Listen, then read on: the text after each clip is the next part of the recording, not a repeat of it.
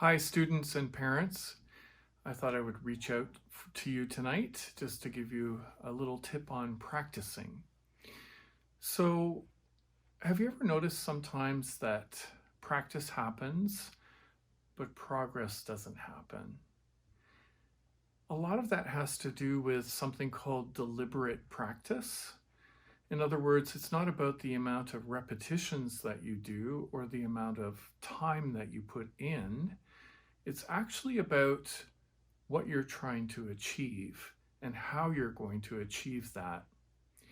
So, I want to give you just a little tip tonight in that area.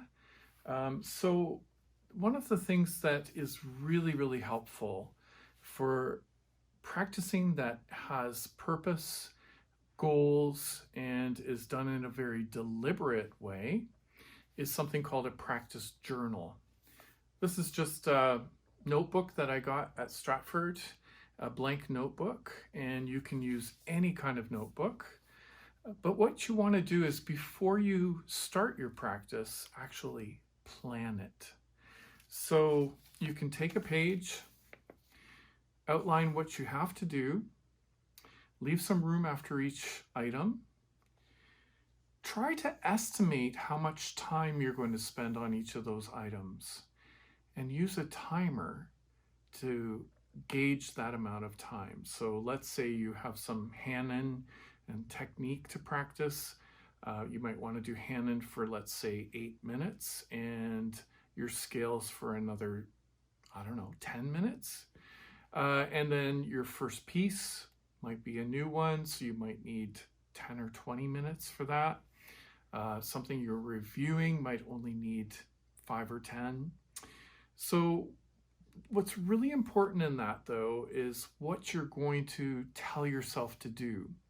So if you are practicing, let's say, a piece of music where I've mentioned, check your notes, then you want to write down that you have specific spots where you want to go to and check out those wrong notes or rhythms, or perhaps it's dynamics or articulation or pedaling.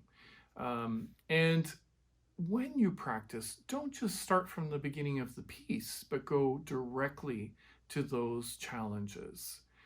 So a practice journal, something that you can plan every single day and refer back to for each practice. So when you start a new day, look back at the day before and see what you were able to accomplish and what you weren't, so you can, again, re-gauge what you're going to do.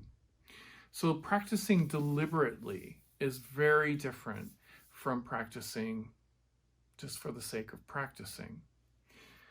On that note, I'll leave you with a book that I would really encourage all of you to get, and this is called Peak, and the main author is Anders Ericsson, and his colleague Robert Poole did clinical trial research on deliberate practice and how people achieve world-class top results in almost everything from physics to athletes and musicians and anything that requires using our whole body and soul and mind to do something with excellence. So I hope this little video is helpful for you. Remember, get your practice journal. It can be a dollar store notebook, and bring it to the lesson so we can review what you're doing and make sure you're planning properly for each practice session.